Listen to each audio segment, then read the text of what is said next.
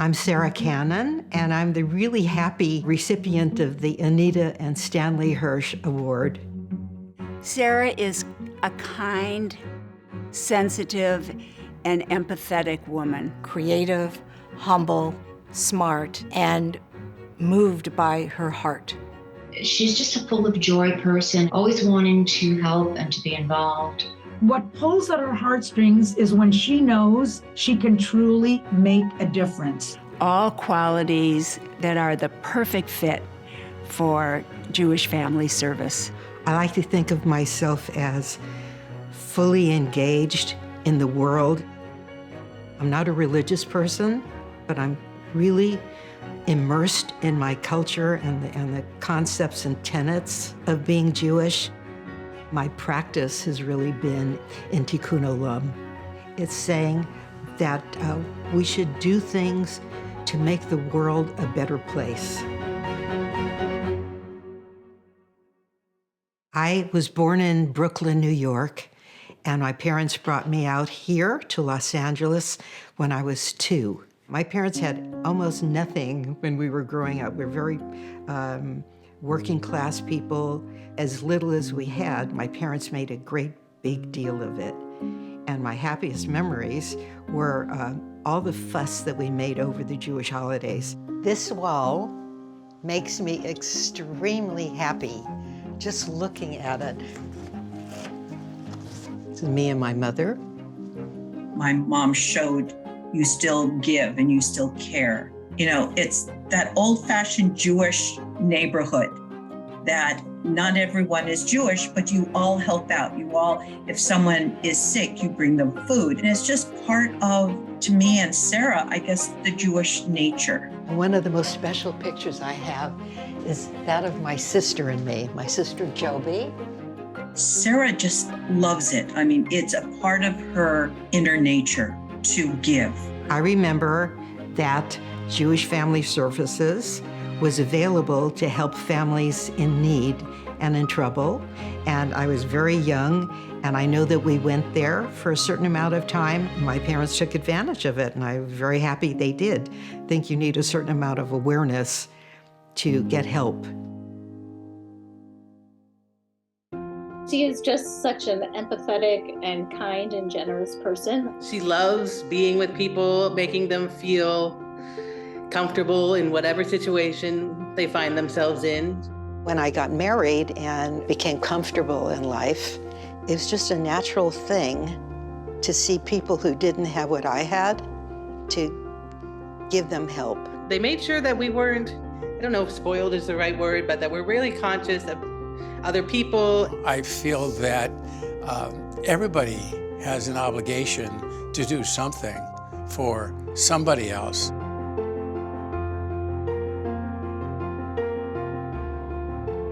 My career is as a Jewish educator, and I would definitely say, you know, her love of education was there, but also her love of Judaism had a really big influence on my life. Being a parent has given me the experience of having my heart walk around in other people's bodies. You know, I love my kids. I mean, love my kids, but the grandchildren, I don't know, are somehow kind of like the cherries on top of a beautiful cake. And so there they are, my big gallery of my grandchildren and children and my parents and Bob and just everything on earth to make me feel fulfilled and happy.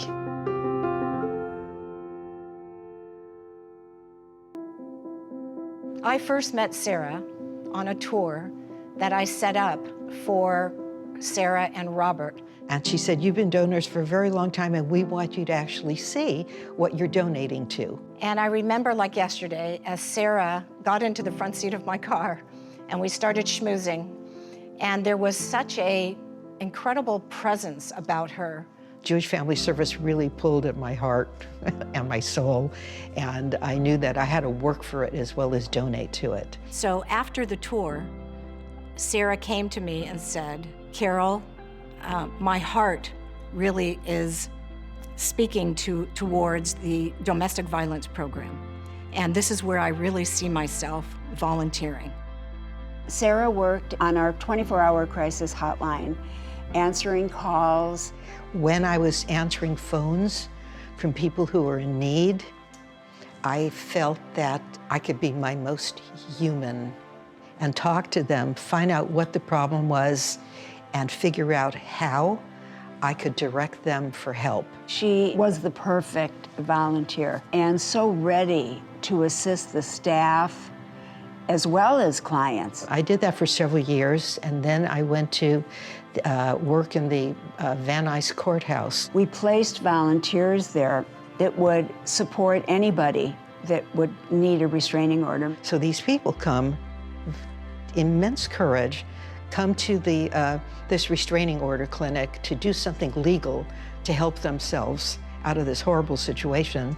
And I was there to say, JFSLA is here for you. And this is all the services we can offer you and your children. Her warmth and her sincerity, you know, it's almost like when you're in her presence, she's just gonna hug you with her warmth. You know, and that's how she responded when she was in the restraining order clinic. This is like one of the depths of human experience. And if I could do anything about it, I wanted to.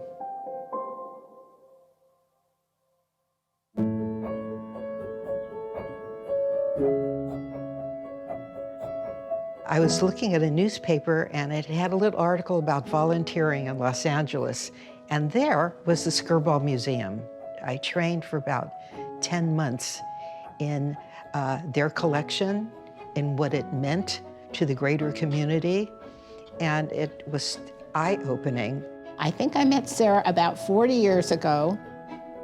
Sara was a docent at the museum, and I was a newly hired curator. She just had such a thirst for knowledge and wanted to learn and become a professional.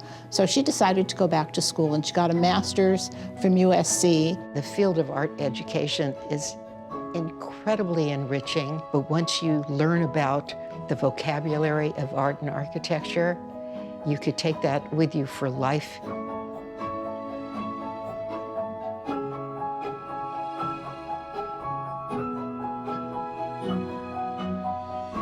She was responsible for many fabulous exhibits, experimental, sometimes risk-taking.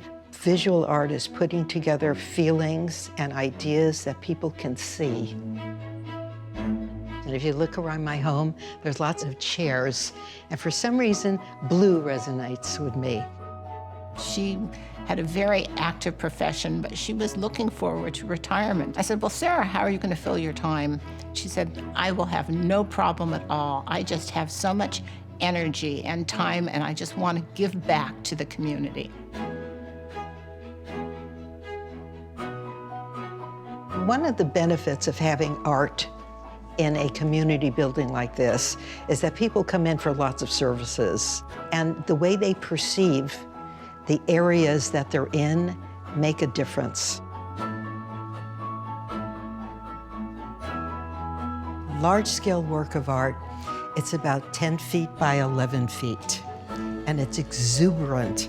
Could almost fit yourself into it. So big, it's a big experience. Sara is funny and friendly and very honest about her opinions, and she was extremely helpful to us in making our decisions. We had to have art that was reflective of Southern California, of Los Angeles.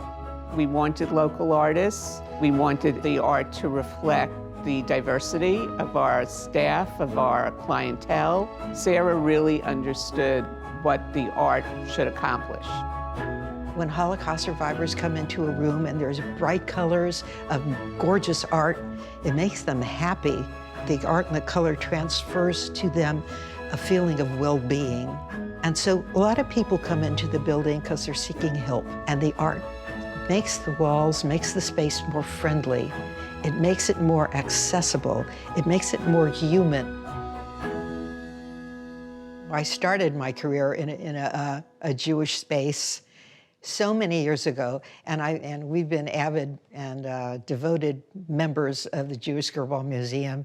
And here, I'm getting this award at the Skirball Museum. It's like a tremendous and beautiful circle. I feel it's a privilege that I have this opportunity to be surrounded by people like Sara to actualize our goals and aspirations for this community. On behalf of the JFS Hope staff and all the volunteers, we want to thank you. It's just a delight to see you like this and to be your friend and your colleague. You've just been a joy to work with and a joy to know. Kol hakavod, as we say in Hebrew, for choosing to honor Sara. Just thinking of you puts a smile on my face. And I love you, obviously, love you. I am really happy that you are getting recognized for who you are and what you do. Congratulations to Sara. Great, big, gigantic mazal tov to you. We love you very much. And I'm proud of you. I know I'm just one person, but I'm one person added to a lot of people who work for the Jewish Family Service. This is the place that addresses so many needs. If I was a human being here, a Jewish human being, any kind of human being that wanted to do anything to help, this would be the place to accomplish that.